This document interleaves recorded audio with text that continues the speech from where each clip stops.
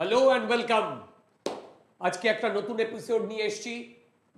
তোমাদের অনেকের ডিমান্ড ছিল যে ক্লাস 11-এ যারা উঠেছে তারা নিটের প্রিপারেশন শুরু করবে কিভাবে, তার জন্য একটা রোড ম্যাপ দিতে।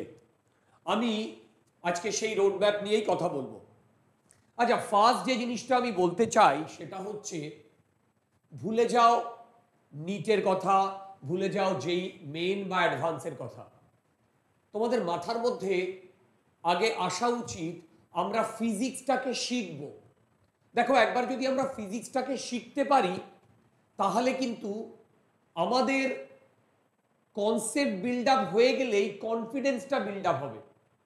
আর সেই কনফিডেন্সের উপরেই ডিপেন্ড করবে তোমার কম্পিটিটিভ লেভেলে তুমি কীরকম পারফর্ম করছো। দেখো, কম্পিটিটিভ লেভেল যে এক্সামগুলো সেটা বেসিক্যালি এলিমিনেশন টেস্ট, এবং সেই এলিমিনেশন টেস্টের ফার্স্ট ক্রাইটেরিয়াই হচ্ছে তুমি অন্যর থেকে কতটা ভালো। That determines your rank. তুমি কতটা ভালোর থেকে অন্যের থেকে কতটা ভালো, রাইট? কারণ ওখানে একটা র্যাঙ্ক দেওয়া হবে, 1/1 করে র্যাঙ্ক দেওয়া হবে। তো সেই কারণে ইনিশিয়ালি আমাদের যে জিনিসগুলো ডেভেলপ করতে হবে আমাদের মনের মধ্যে সেটা হচ্ছে সেলফ বিলিভ। দেখো, এই সেলফ বিলিভ তোমাকে কনফিডেন্স যোগাবে যে ইয়েস আই ক্যান ডু, মানে আমিও করতে পারি। তো ইনিশিয়ালি একদম প্রথম দিকে 11-এর সব কম্পিটিটিভ এক্সামের কথা ভুলে যাও। সবার আগে নিজের মধ্যে সেই পাওয়ারটা নিয়ে এসো, আমি এটা করতে পারি। দেখো, নিজে একজন আইআইটিয়ান হয়ে আমি তোমাদের যে জিনিসটা বলতে চাই সেটা হচ্ছে, আইআইটিয়ানদের সাথে নন আইআইটিয়ানদের ডিফারেন্সটা হচ্ছে অ্যাটিটিউডে। কি বললাম? ডিফারেন্সটা কোথায়? অ্যাটিটিউডে। সবার প্রথমে এই অ্যাটিটিউডটা ডেভেলপ করো।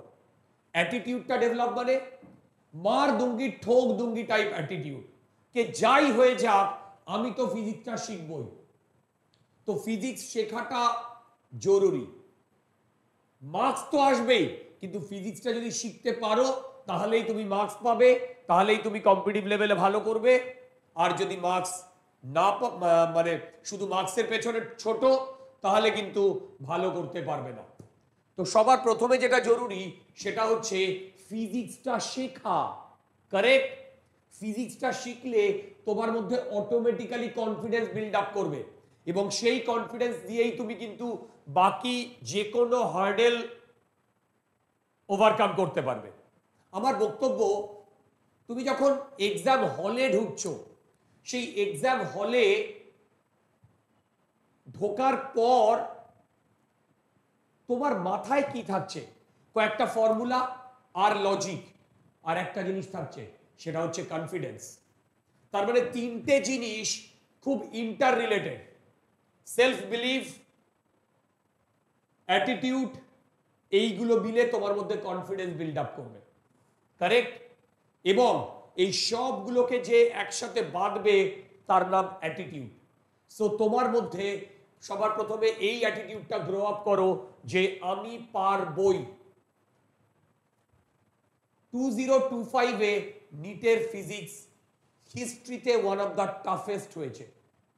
তো সেই কারণে এইটা মাথায় রেখে আমাদের ফিজিক্সের কনসেপ্ট বিল্ড আপের জন্য বেশ টাইম ডিভোট করতে হবে। সেটা কিভাবে করবে 11-এর স্টুডেন্টরা প্রথম থেকে, সেটা আমি বলবো। দেখো, ফার্স্ট সেটা হচ্ছে গাইডেন্সটা সবার প্রথমে দরকার।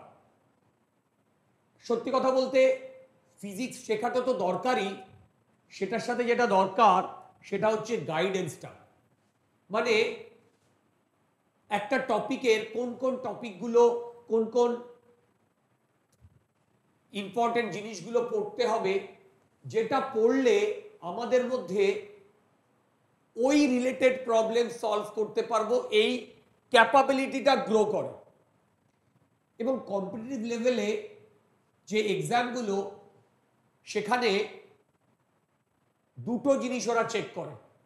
কি চেক করে?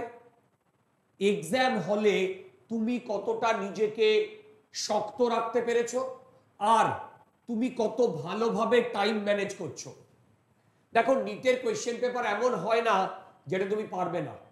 তোমাকে যদি একটা অনেকক্ষণ টাইম দেওয়া হয় তাহলে তুমি সব প্রবলেমগুলো পারবে, কিন্তু সেটা কিন্তু জরুরি নয়। জরুরি হচ্ছে যারা ওই টাইমের মধ্যে ওই প্রবলেমগুলোকে সলভ করছে, তার মানে টাইম ম্যানেজমেন্টটাও একটা বড় ব্যাপার। তো সেই কারণে তোমার একটা প্রপার টাইপ গাইডেন্স দরকার। আদারওয়াইজ তুমি থিওরি, প্রবলেম সলভিং এগুলো তো তুমি ইউটিউবের প্রচুর চ্যানেলে পেয়ে যাবে। তুমি আমার স্পার্ক কুইজের যে চ্যানেল আছে বা এক্সপোনেন্টের যে চ্যানেল আছে সেখানেও ডিটেলে ভিডিও লেকচার পেয়ে যাবে, প্রবলেম সলভিং পেয়ে যাবে। কিন্তু যেটা তোমার মধ্যে গ্রো করতে হবে সেটা হচ্ছে এই অ্যাটিটিউড অ্যান্ড সেলফ বিলিফ, এবং সেটার জন্য একটা মেন্টারই তোমাকে গাইড করতে পারবে, রাইট? তাহলে মেন্টার সিলেকশনটা খুব দরকার। আমি স্টেপ বাই স্টেপ বলবো। ক্লাস 11-এর জন্য এটা কিন্তু রিপিটার বা ক্লাস 12-এর জন্য একদমই নয়, কারণ ক্লাস 11-এ যারা পড়ছো তাদের এটাকে প্রথম থেকে ডেভেলপ করতে হবে। আমি সেই ডেভেলপমেন্টটাই শেখাবো। এবার এই গাইডেন্স নেওয়ার আরেকটা ব্যাপার হচ্ছে তোমাকে তোমার মেন্টারের প্রতিটা কথা একদম অক্ষরে অক্ষরে পালন করতে হবে, রাইট? সে যেভাবে গাইড করবেন তোমাকে সেইভাবেই চলতে হবে, কারণ তিনি এত স্টুডেন্ট গাইড করেছেন যে তিনি জানেন যে কোনটায় গেলে ভালো হবে, কোনটায় গেলে খারাপ হবে, ঠিক? আচ্ছা, এবার নেক্সট আমার যেটা বলার সেটা হচ্ছে এই যে সেলফ বিলিভ আর কনফিডেন্সটা, এটা তোমার মনের মধ্যে নিজেকেই গ্রো করতে হবে। গ্রো করার পর তোমার যে জিনিসটা সব থেকে বেশি দরকার হবে যে কোন বই বা কোন ম্যাটেরিয়াল তোমরা ফলো করবে। প্রথম থেকেই আমাদের মাথায় রাখতে হবে যে একটা স্টিপুলেটেড টাইমের মধ্যে আমাকে পুরো প্রবলেম সলভিংটা শেষ করতে হবে। তো প্রথম থেকেই এই কম্পিটিটিভ অ্যাটিটিউডগুলো গ্রো করার জন্য প্রত্যেক দিন ফিজিক্সে অ্যাটলিস্ট 30 থেকে 45টা কোয়েশ্চেন, এবং সেই কোয়েশ্চেনগুলো এক টাইপের হবে না, ডিফারেন্ট টাইপের হবে। সেই প্রবলেমগুলো প্র্যাকটিস করা শুরু করো। কি প্র্যাকটিস করবে? তার জন্য মার্কেটে প্রচুর বই আছে, আমি বই নিয়ে ডিটেলে একটু পরেই তোমাদের বলবো, কিন্তু সেটাকে ইউজ করবে কিভাবে সেটা বলছি। একটা টপিক সেটা তুমি বই থেকে পড়লে, দেখো বই থেকে যদি আমরা একটা টপিক বা একটা চ্যাপ্টার পড়ি সেখান থেকে আমরা 40% মতো অ্যাসিমিলেট করতে পারি, বাকি যে 60% সেটা কিন্তু তোমাকে নিজের মাথায় অ্যানালাইজ করতে হবে। এবং সেখানে তোমাকে সব থেকে বেশি যে হেল্প করবে সেটা হচ্ছে ইউটিউব চ্যানেলগুলো। এই ইউটিউব চ্যানেলগুলোই তোমাকে থরলি হেল্প করবে যে একটা টপিকের কোন কোন জিনিস পড়তে হবে এবং কোন কোন কনসেপচুয়াল জিনিসগুলো তোমার মাথার মধ্যে নিতে হবে। বুক ইজ গুড, আমি বইয়ের বিরোধী নই, কিন্তু আমি এটাও বলছি না যে বই দিয়েই তোমার পুরোটা হয়ে যাবে। বই ছাড়াও তোমার ক্লাস নোটস বা ইউটিউব চ্যানেল বা অন্যান্য নোটস এগুলোও তোমাকে হেল্প করবে। তো সব মিলেই তোমার মধ্যে এই কম্পিটিটিভ লেভেলের জন্য প্রিপারেশনটা আনতে হবে। তো সেইটা বলার জন্য এবারে প্রতিদিন আমাদের 30 থেকে 45টা কোয়েশ্চেন ঘড়ি ধরে ট্রাই করতে হবে প্রত্যেক দিন, এবং এইটা চলবে পুরো 11 জুড়ে। আচ্ছা, তো সেটা করতে গিয়ে আমরা কি করি, একটা প্রবলেম যখনই আমি না পারি তখনই তার সলিউশন বা আনসার কিটা দেখে নিই। আমার বক্তব্য, সলিউশন বা আনসার কি আমরা একদম দেখব না, আমরা একদম দেখব না। হোয়াট আই ডু, আমি তোমাদের যেটা সাজেস্ট করব, সবার প্রথমে ওই 30 থেকে 45টা কোয়েশ্চেন পার ডে, সেটা 2 ঘন্টার মধ্যে পুরোটা সলভ করার চেষ্টা করো। সেখানে যে যে প্রবলেমগুলো পারলে না সেগুলো তুমি রেখে দিলে ওই 2 ঘন্টার মধ্যে, সেগুলোকে আলাদা করে সলভ করলে বা করার চেষ্টা করলে। যদি না পারো তাহলে তুমি তোমার মেন্টরের সাথে কথা বলে সেগুলোর কনসেপ্টগুলোকে গ্রো আপ করাও নিজের মধ্যে। এটা হয়ে যাওয়ার পর পরের দিনও একই জিনিস হবে, কিন্তু আমার সাজেশন পরপর 2টো দিন সেম টপিকের উপরে প্রবলেম করো না। আজকে যদি আমরা নিউটনস লজ অফ মোশনের উপরে প্রবলেম করি, তাহলে কালকে আমি ডেফিনেটলি চলে যাব ভেক্টরের উপরে প্রবলেম, এবং থার্ড ডেতে এবং চলে যাব আমি সার্কুলার মোশনের উপর প্রবলেম।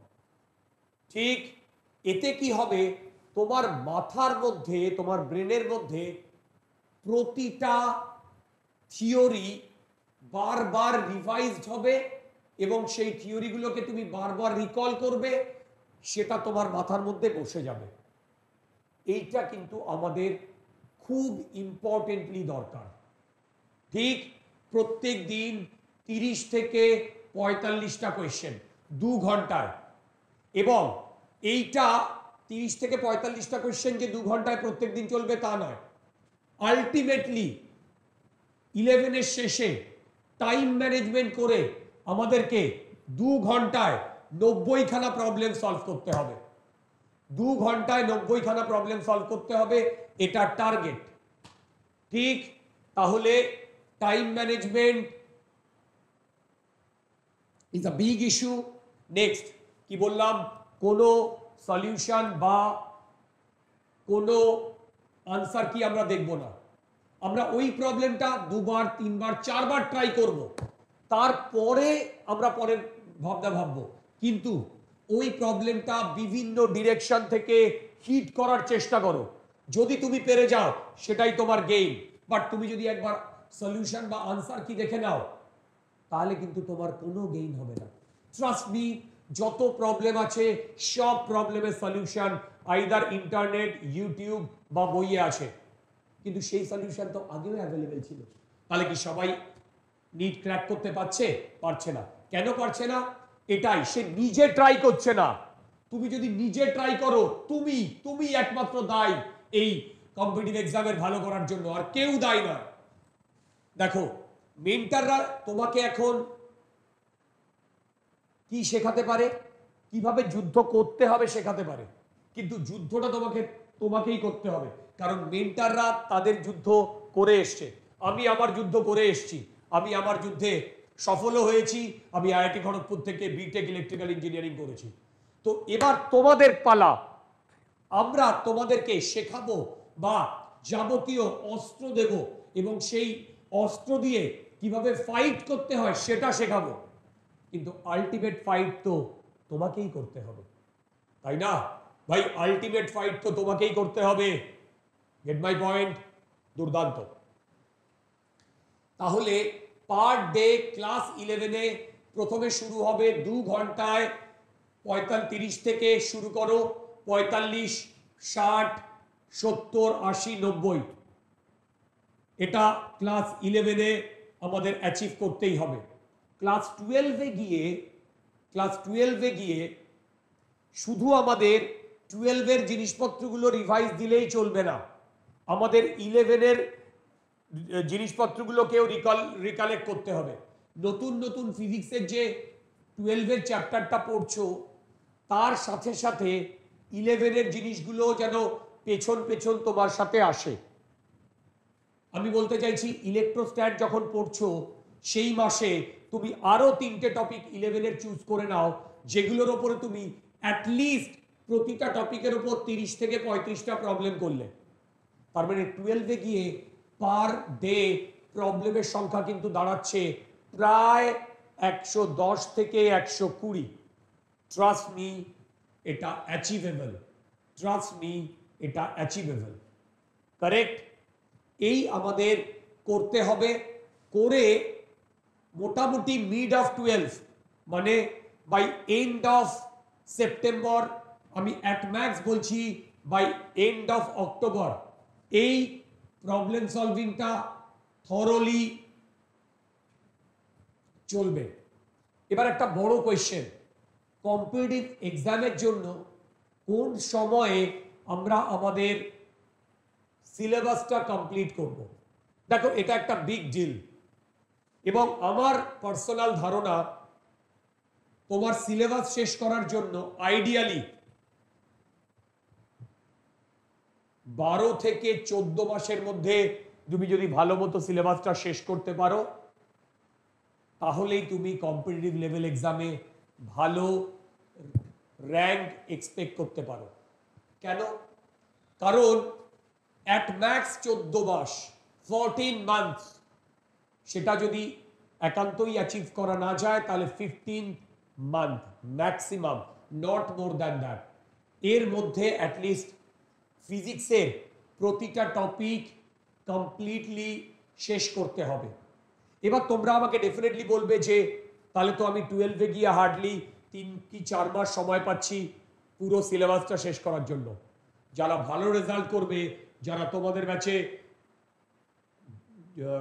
নিট ক্র্যাক করবে উইথ আ ফ্লাওয়ারিং কালার্স, তারা কিন্তু মোস্টলি 12-এর প্রথম 3 থেকে 4 মাসের মধ্যেই ফুল সিলেবাসটা কমপ্লিট করছে। তারপরে শুধু revision, practice, problem solving, test, doubt clearing, এই সাইকেল চলবে। পার ডে অ্যাটলিস্ট 1 ঘন্টার একটা করে টেস্ট দিয়ে তার জাতীয় ডাউট ক্লিয়ারিং সেগুলো করে কনসেপ্টটাকে আরো বিল্ড আপ করে কনফিডেন্সটাকে গ্রো করাতে হবে। এটাই নিয়ম। তুমি যদি ভাবো যে 12-এ গিয়ে তুমি অ্যারাউন্ড সেপ্টেম্বর, অক্টোবর, নভেম্বরে গিয়ে সিলেবাস শেষ করবে, ইট ইজ টু লেট। তোমাকে সিলেবাস শেষ করতে হবে জুলাই বা আগস্টের মধ্যে at max. Yes, you are hearing me right, জুলাই বা আগস্টের মধ্যে অ্যাট ম্যাক্স। তাহলে বিগ কোয়েশ্চেন, 12-এর এত বড় সিলেবাস আমরা 2-3 মাসের মধ্যে কমপ্লিট করব কি করে? দেখো 12-এর এত বড় সিলেবাস 2-3 মাসের মধ্যে কমপ্লিট করা ডিফিকাল্ট, সেটা আমি মানি, কিন্তু সেটাকে অ্যাচিভ যারা করতে পারে ভাই তারাই তো র্যাঙ্ক করবে। তার জন্য তোমাকে 11টাও 12 মাসের মধ্যে 8 মাস বা 9 মাসের মধ্যে শেষ করতে হবে। এবার তুমি বলবে তুমি যে মেন্টারের কাছে যাচ্ছ, যার কাছে টিউশন পড়ছো, তিনি তো 8 বা 9 মাসের মধ্যে শেষ করছেন না। দেখো তার উপর তোমার কম্পিটিটিভ লেভেলের এক্সাম এর রেজাল্ট ডিপেন্ড করবে না। আমি কি বললাম, তুমি কতটা ফাইট পাচ্ছ তার উপরে ডিপেন্ড করবে। একটা থাম রুল বলি, সেটা হচ্ছে 12-এর অপটিক্স আর মডার্ন ফিজিক্স চ্যাপ্টারটা খুব ইজি।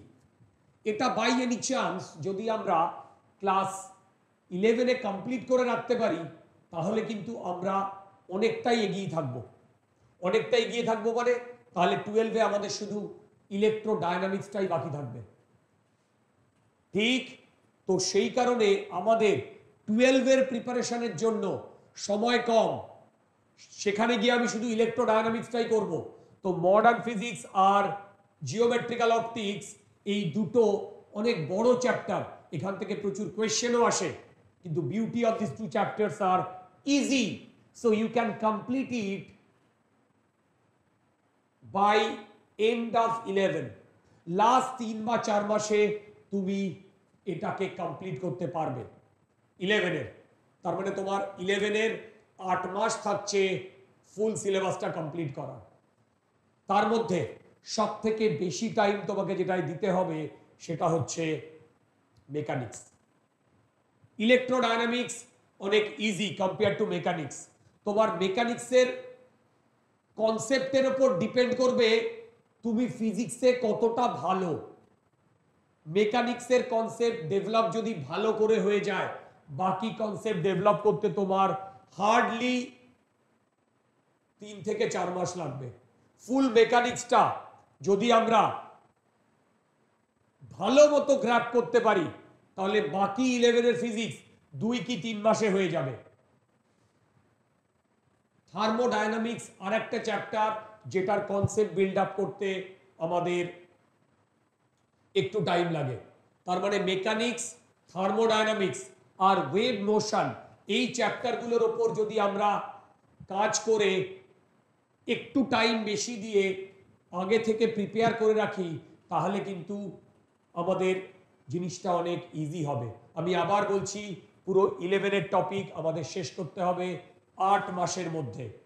লাস্ট 4 মাস 11-এর ট্রাই করো, বা তুমি এই 4 মাসটাকে যেভাবে ইউটিলাইজ করো 12-এর মডার্ন ফিজিক্স আর জিওমেট্রিক্যাল অপটিক্সটাকে করে রাখতে। এটা যদি তুমি করে রাখতে পারো তাহলে আধা খেলা ওখানেই শেষ। ঠিক, এবার পুরো টপিকে আমি বলে দিচ্ছি, মেকানিক্স সব থেকেই বেশি ইম্পর্টেন্ট, তারপরে আসবে ইলেকট্রোডাইনামিক্স, সেখান থেকেও প্রচুর কোয়েশ্চেন আসে। কোন চ্যাপ্টার থেকে কত কোয়েশ্চেন আসে না আসে, কোন টপিকটা পড়বো না পড়বো, এক্সাক্ট টপিক নিয়ে আমি একটা ভিডিও তোমাদের জন্য নিয়ে আসবো, সেখানে ডিটেল ওয়েটেজ অ্যানালিসিস করব। কিন্তু এখন যেটা বলছি, চোখ কান বন্ধ করে মেকানিক্সটার উপরে কনসেন্ট্রেট করো। আর মেকানিক্স শেখার সব থেকে ভালো বই হচ্ছে এইচ.সি. ভার্মা। এই বইয়ের ওপরে আর কোনো বই নেই। মেকানিক্সটা সবার আগে শেখো। 2025-এ যেই মেনের যে কোয়েশ্চেন এসছে, তোমরা সেইগুলোকে অ্যানালাইজ করো, চেক করে দেখো যেই অ্যাডভান্সের এই যে কোয়েশ্চেন এসছে সেগুলোকে চেক করো। এগুলো চেক করার পরে চেক করো নিটে যে কোয়েশ্চেন এসছে। দেখো, আমার পার্সোনাল ধারণা নিটের কোয়েশ্চেন পেপারটা যেই মেনের কোয়েশ্চেন পেপার থেকে টাফ এসছে। তার মানে নিট আমাদেরকে এইটা সাজেস্ট করছে যে you have to learn physics thoroughly, correct? তো ফার্স্ট 11-এ আমাদের থিওরির জন্য যে বই আমরা ফলো করব সেই বই হবে এরারলেস ফিজিক্স বলে ভলিউম 1 ভলিউম 2 একটা বই আছে, থিওরির জন্য দুর্দান্ত, এরারলেস ফিজিক্স। নেক্সট আমাদের আসবে এমটিজি পাবলিকেশনের এনসিইআরটি ইন ফিঙ্গার টিপস। এই দুটো বই, কি বললাম, এরারলেস ফিজিক্স আর এনসিইআরটির ফিঙ্গার টিপস। খুব বেশি বই পড়ে লাভ নেই, খুব বেশি বইয়ের হেডেক নিয়ে লাভ নেই। তুমি যদি ইন্টারনেট দেখো, প্রচুর বইয়ের লিস্ট আসবে। Do not go into detail of that. Just যে কোনো একটা বইকে তোমরা ফলো করো, সেই তোমাকে ফুল কনসেপ্ট দেবে। তাহলে থিওরি পড়ো এরারলেস ফিজিক্স থেকে, তার অনেক সলভড এক্সাম্পল আছে, তার অনেক এক্সারসাইজও আছে, সেগুলো করো। তারপরে যেটা করতে হবে তোমাদের, যেটা মাস্ট, সেটা হচ্ছে পিওয়াইকিউ। যেই মেন এবং নিট এর পিওয়াইকিউ পুরো 2 বছরে অ্যাটলিস্ট 2 থেকে 3 বার, অ্যাটলিস্ট 2 থেকে 3 বার এইটা যদি করতে পারো, নিটের সব প্রবলেম তোমরা পারবে, কোনো প্রবলেম আটকাবে না। তার মানে পিওয়াইকিউ ইজ মাস্ট, শুধু নিটের নয়, মেন অ্যান্ড অ্যাডভান্সের। ঠিক, মেন এবং অ্যাডভান্সেরটা পুরো না করলেও হবে, পুরো না করলেও হবে, কিন্তু নিট আর মেনের ফুল পিওয়াইকিউ কমপ্লিট করতেই হবে, নইলে কিন্তু আমরা কোনো রেজাল্ট এক্সপেক্ট করতে পারবো না, নইলে কিন্তু কোনো রেজাল্ট এক্সপেক্ট করতে পারবো না। ঠিক, দুর্দান্ত। এই অবধি আসার পরে আমি বই নিয়ে তোমাদের কথা বললাম। এইচ.সি. ভার্মার বইটা থরলি সলভ করতে হবে। এইচ.সি. ভার্মা থেকে থিওরি দেখার দরকার নেই, থিওরির জন্য errorless physics is good enough. Problem solving এর জন্য এইচ.সি. ভার্মা আর পিওয়াইকিউ, যেই মেন আর নিটের, আর যে বইটা বললাম এমটিজি পাবলিকেশনের finger tips, NCERT finger tips, এই বইটাও তোমরা থরলি দেখতে পারো, গুড এনাফ।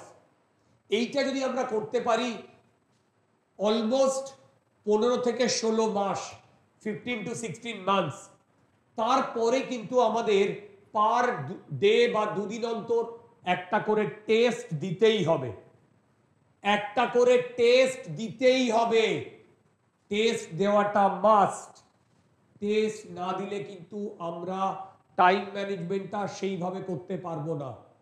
লাস্ট 6 মাস বা 7 মাস revise, problem solving, test, doubt clearing, revise, problem solving, test, doubt clearing, এই লুপে চলবে।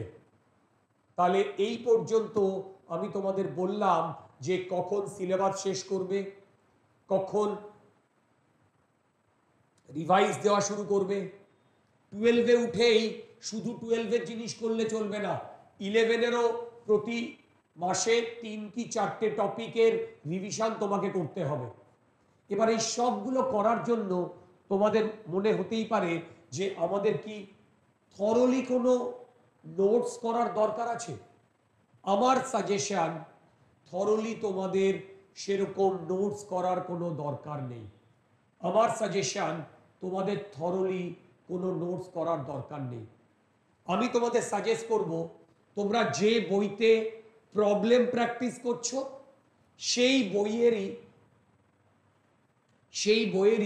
যে নতুন কনসেপ্ট বা নতুন টপিকের যে ফর্মুলা, এগুলো তোমার খাতার পেছনে নোট ডাউন করতে করতে যাও।